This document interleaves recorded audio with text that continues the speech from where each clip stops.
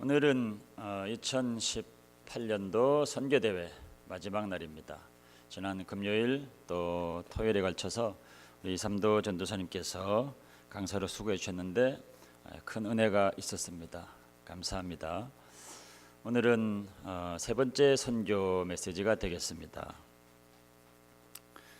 선교의 메시지인데 에스더서를 보게 되는 것은 에스더서에서 선교 이야기가 나올 수 있을까 싶은데 선교에 관한 것이 마태복음 끝에 있는 대사명에 관한 부분뿐만 아니라 구약 성경 전반에 걸쳐서도 선교에 관한 이야기를 가득하고 있습니다.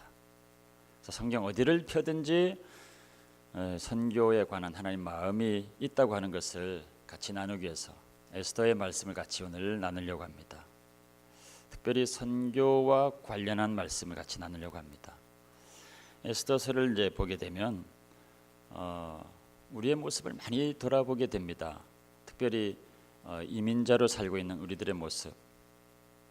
우리는 왜 미국까지 왔을까? 그리고 왜 이민자의 삶을 살고 있을까? 그것을 향한 하나님의 뜻은 무엇일까? 하는 것들을 에스더가 많이 생각하게 합니다. 여러분들은 어떤 이유로 이 미국까지 오셨습니까? 많은 이유들이 있을 것 같습니다. 공부하러 오신 분들도 있고 또 사업을 위해서 오신 분들도 있고 가족 초청을 받아서 오신 분들도 있고 또 부모들이 가니까 손잡고 왔던 어린 나이에 오신 또 1.5세 분들도 많이 있을 것입니다. 또 어떤 분들은 아브라함이 창세기 12장에서 본토 친척 아비집을 떠난다는 그 말에 감동받아 가지고 여기까지 오신 분들도 있을 겁니다. 이런저런 이유들로 여기까지 오셨는데 공통적인 그 공통점이 뭐냐면 아무도 아주 어릴 때부터 나는 미국에 가서 살 것이다. 미국에서 이민자로 살 것이다. 하고 목표를 정해두고 오신 분은 없다고 하는 사실입니다. 혹시 그런 분들이 있나요? 아주 어릴 때 나는 미국에서 살 것이다. 하고 그런 계획으로 태어나신 분들이 있나요? 대부분 그렇지 않습니다. 어떤 분들은 아주 나이가 많이 드셔서 미국으로 갈 거란 생각을 전혀 하지 못한 상태에서 갑자기 오신 분들도 있을 겁니다.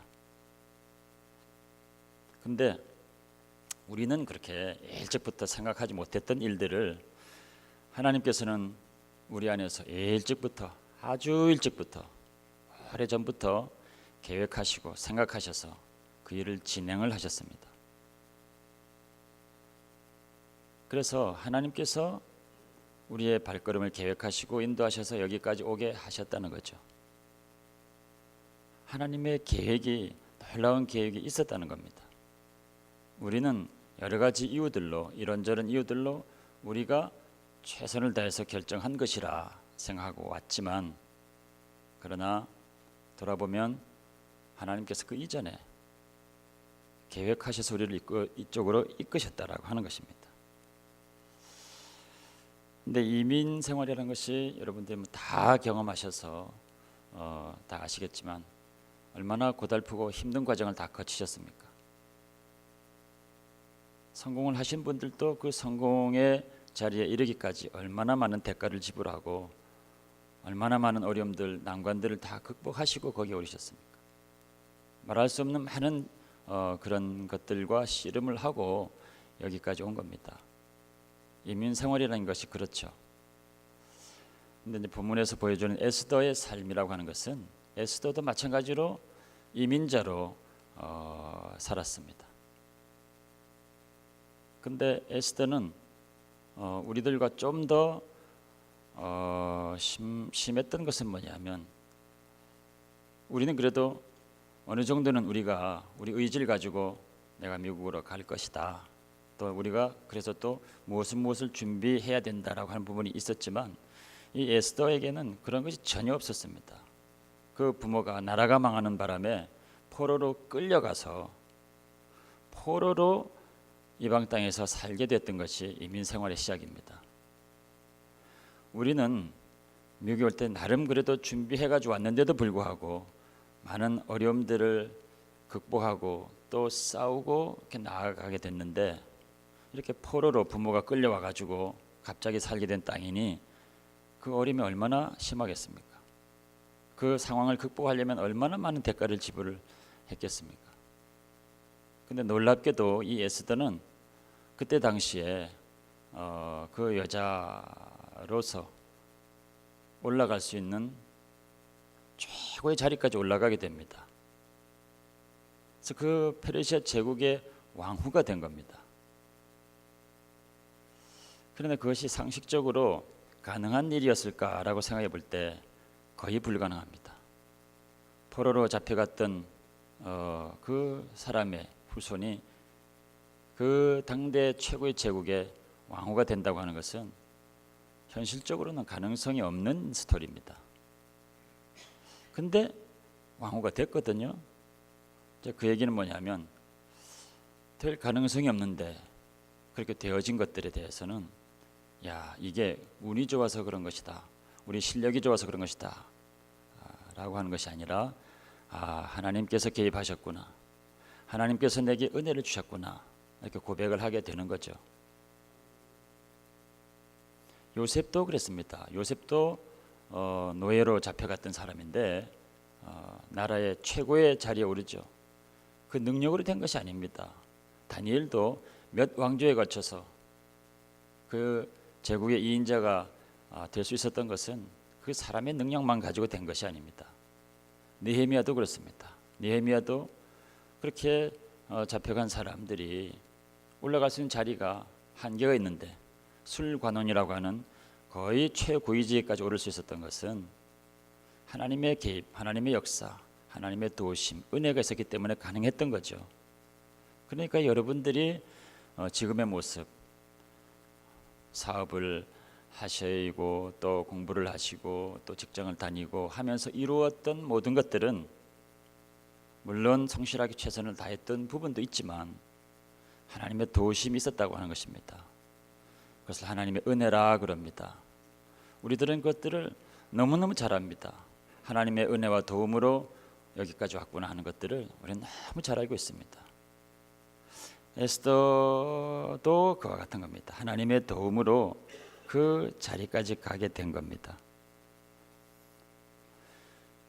이 페르시아 제국의 아하술의 왕이 어느 날 갑자기 이 제국의 큰 치적, 이 업적을 여러 사람들에게 좀 자랑하고 홍보를 해야 되겠다 하는 마음이 일어나가지고 큰 잔치를 베풉니다. 국가적인 아주 페스티벌을 벌이고, 그리고 그 마지막 날에 왕후 와스티를 잘 꾸며가지고 사람들 앞에 그 미모를 자랑하게 하려고 계획을 했습니다. 근데 어쩐 일인지 이 왕후 와스티가 그 왕의 명령을 거절하고 부르는 자리에 나타나질 않는 겁니다. 그때는 왕의 명령을 거절한다고 하는 것을 생각할 수도 없는 시대입니다. 그럼에도 불구하고 아무 이유 없이 이 왕후 와스티가 안 가겠다고 그 자리를 거절하는 겁니다. 그러니까 뭐 결과는 뻔하죠. 왕후 와스티가 당장에 폐위가 돼버립니다. 그리고 나서 그 빈자리를 채우기 위해서 왕후를 공개적으로 선발하게 되죠. 그 소식을 듣고 에스더가 여차저차 해가지고 마침내 왕후가 되게 된 겁니다. 그러니까 이게 일어날 수 없는 일이 일어난 겁니다. 와스티가 왜 그 왕의 명령을 갑자기 거절했겠습니까? 멀쩡히 있던 자리를 왜 물러났겠습니까? 근데 그런 역사가 있었던 것은 하나님이 개입하신 거죠. 하나님이 개입하셔서 에스더에게 은혜를 베풀고 왕후의 자리로 앉게 하신 겁니다. 그러면 왜 그와 같은 일들을 하나님이 하셨을까? 왜 에스더 평범한 인생으로 거기서 그냥 살게 되었던 그 에스더를 그 자리로 하나님께서 이끄셨을까? 왜 그런 은혜를 베푸셨을까? 하나님은 왜 여러분들에게 은혜를 베푸십니까? 하나님은 왜 여러분들에게 지금에 있는 그 자리에 있게 하십니까? 그때가 에스더가 왕후가 되었던 그때에 이 제국에는 엄청난 일들이 벌어지고 있었습니다. 그 아하수에르 왕의 총애를 받던 하만이란 사람이 아주 악한 사람이었는데 이 하만이란 사람이 이 에스더의 사촌이었던 모르드게하고 어떻게 엮여서 원수지간이 됩니다. 그러니까 너무 괘씸해서 그 권력을 등에 업고 모르드게뿐만 아니라 모르드게의 민족 자체를 완전히 몰살시켜 버리려고 괴계를 꾸미게 됩니다. 완전히 홀로코스트 계획을 꾸미게 되는 거죠.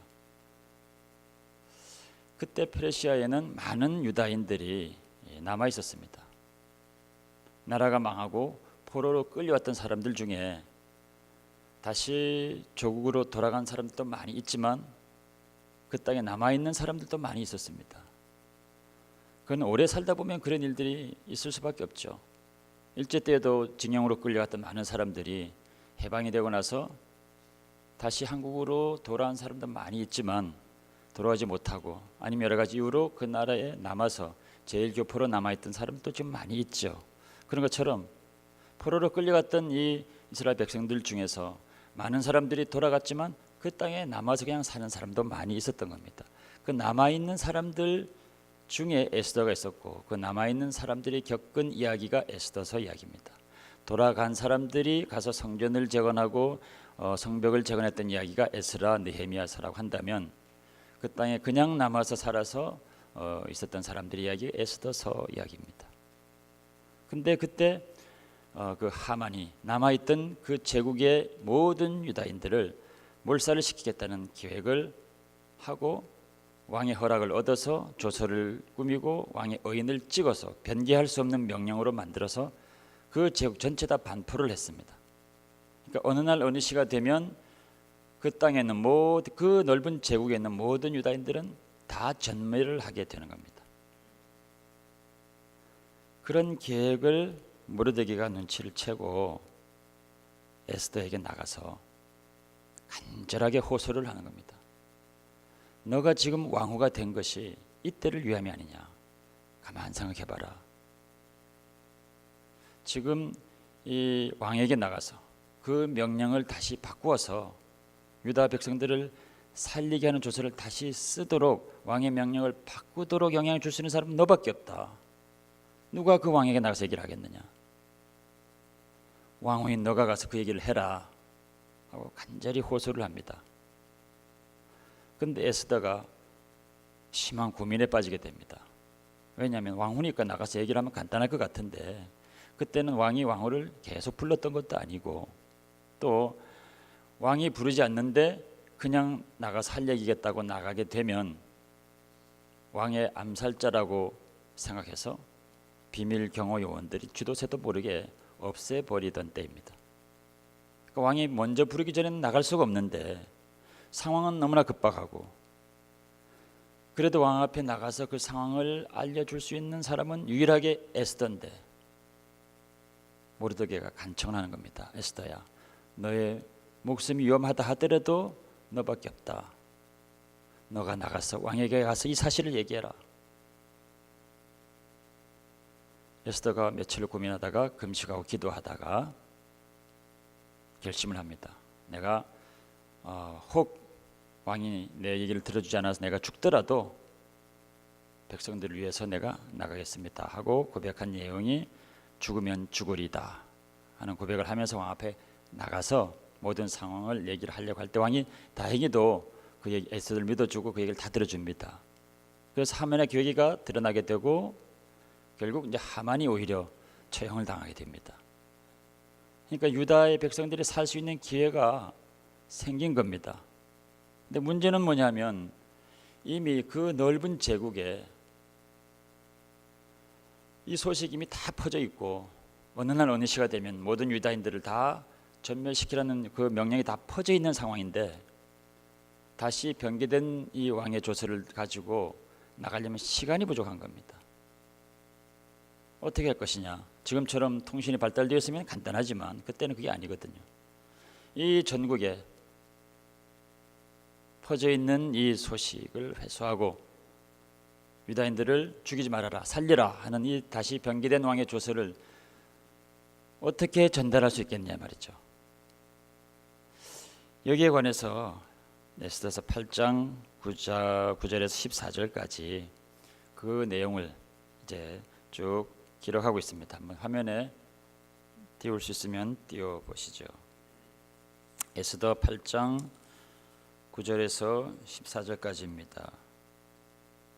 제가 한번 읽겠습니다. 그때 시완월 곧 3월 23일에 왕의 서기관이 소집되고 모르드게가 시키는 대로 조서를 써서 인도로부터 구스까지 127지방 유다인과 대신과 지방관과 권한에게 전할세.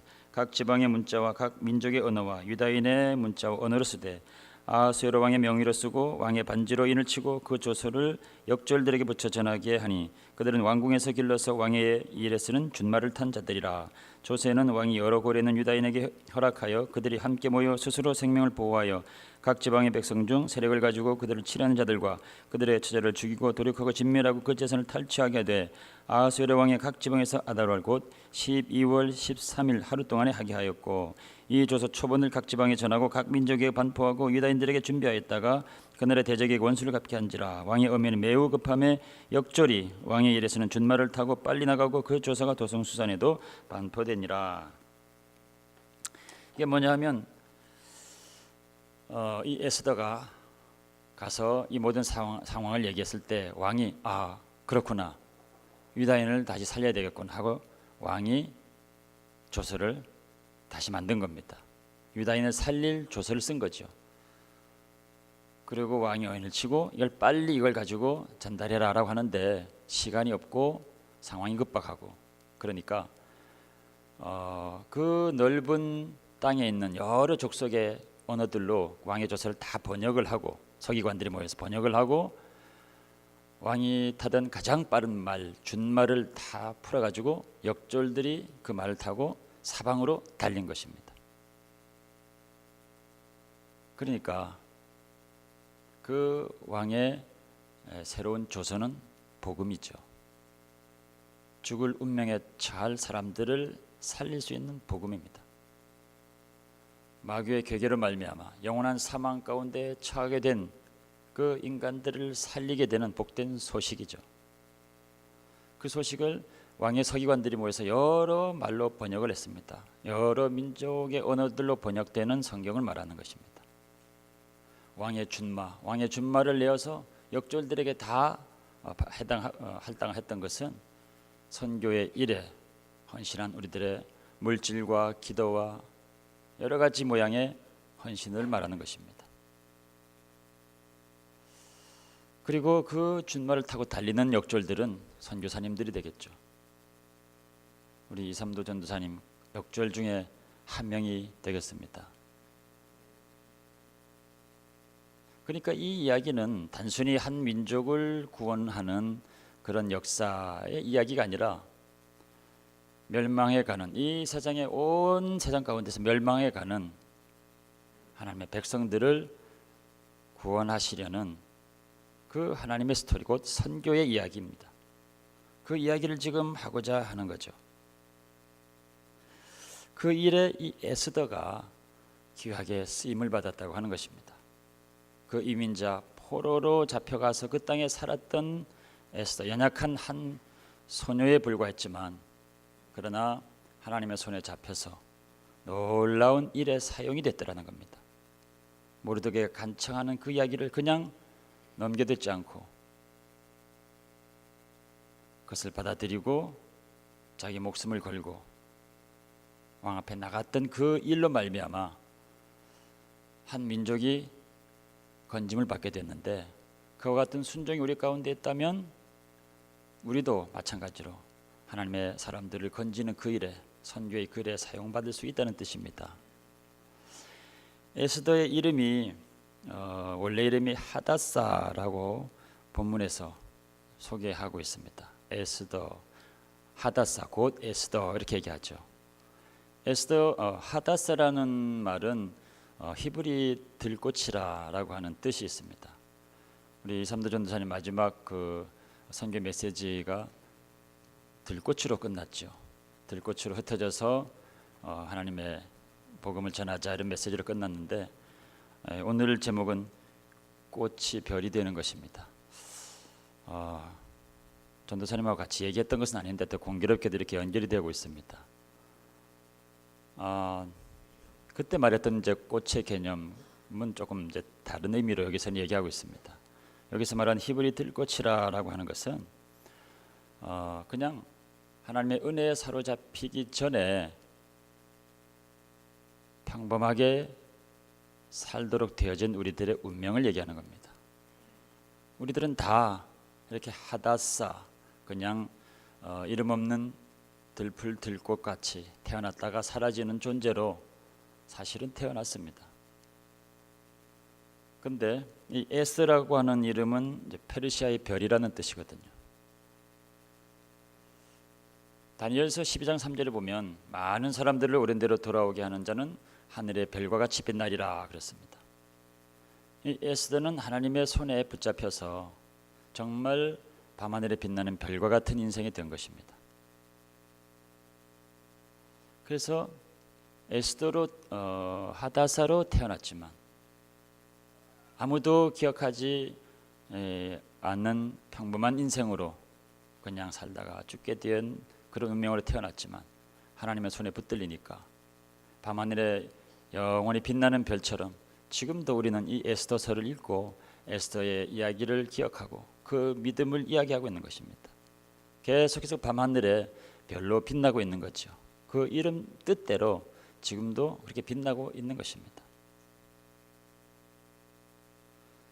저도 돌이켜보면 강원도 시골에서 전 가구 수가 4가구밖에 되지 않는 그 시골에서 앞에도 산이고 옆에도 산이고 뒤에도 산이고, 그래서 이 세상엔 산밖에 없는 줄 알고 살았습니다.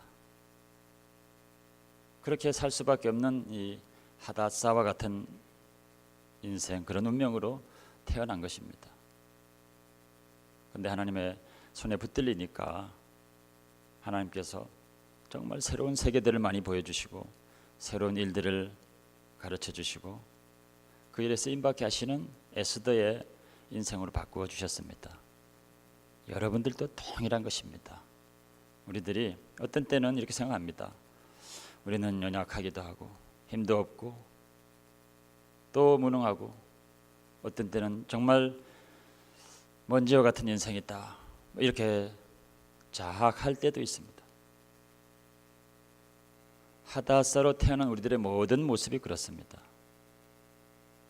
그런 하나님의 은혜에 잡히게 될 때는 그런 인생을 할지라도 밤하늘이 영원히 빛나는 에스더와 같은 이 별과 같은 인생으로 바꾸어 주십니다.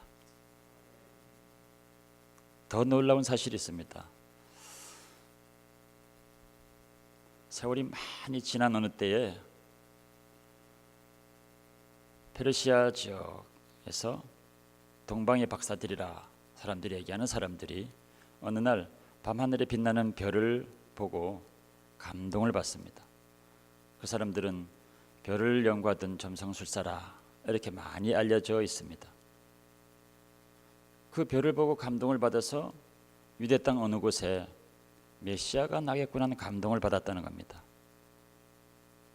그게 어떻게 이해가 될 수 있습니까?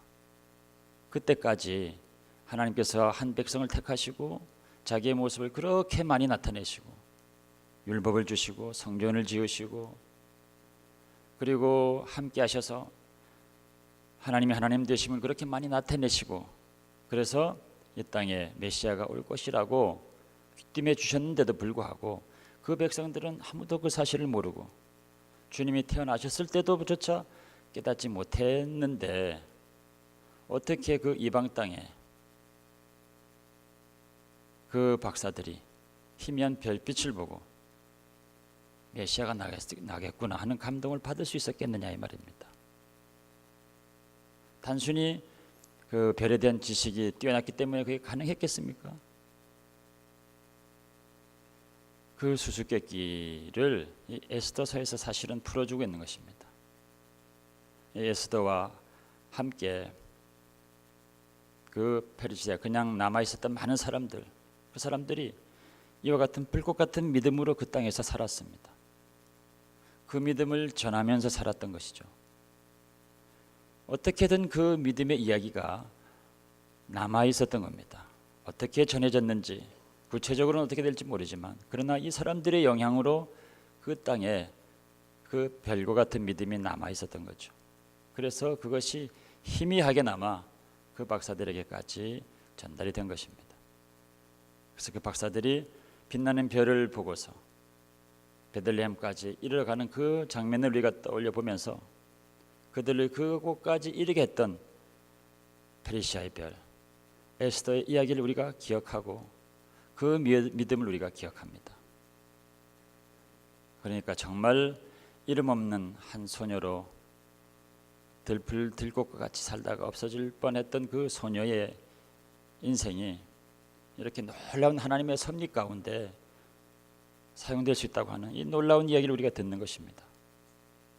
주님이 오시는 그 일들을 예비하는 그 길에 사용받았다고 하는 것이죠. 모르드게가 어느 날 찾아와서 너가 지금 있는 이 모든 일들, 너의 되어진 모든 모습들이 이때를 위함이 아니냐, 하나님의 일을 위한 이때를 위함이 아니냐라고 호소할 때 그것을 믿음으로 받아들였던 거기에서 운명이 완전히 바꿔진 것입니다. 하다사가 에스더가 된 것이죠. 여러분들에게도 도전합니다. 우리 신앙생활 가운데 크고 많은 도전을 하나님께 주실 때가 있습니다. 작은 일이라 할지라도 하나님께서 우리를 도전하실 때 우리가 믿음으로 반응하는 것을 자꾸 연습하셔야 됩니다. 선교의 일로 도전하고 선교의 헌금으로 도전하고 또 선교사님들을 후원하는 또 기도에 도전하고 할 때 그냥 심상하게 지나가지 않는 것입니다. 그것을 에스더가 모르드게의 간청을 받아들이는 것처럼 이 모든 것들이 이때를 위함이구나. 내가 지금 있는 이 모든 상황들이 그때 이때의 주님의 그 일들을 위한 것이구나 하고 받아들이고 순종하게 될 때 에스더의 역사가 쓰여지는 것입니다. 우리는 정말 연약한 하다사로 이 땅에 태어났지만 그러나 밤하늘에 영원히 빛나는 그런 에스더와 같은 삶으로 다 사실 수 있기를 주의 이름으로 축원합니다.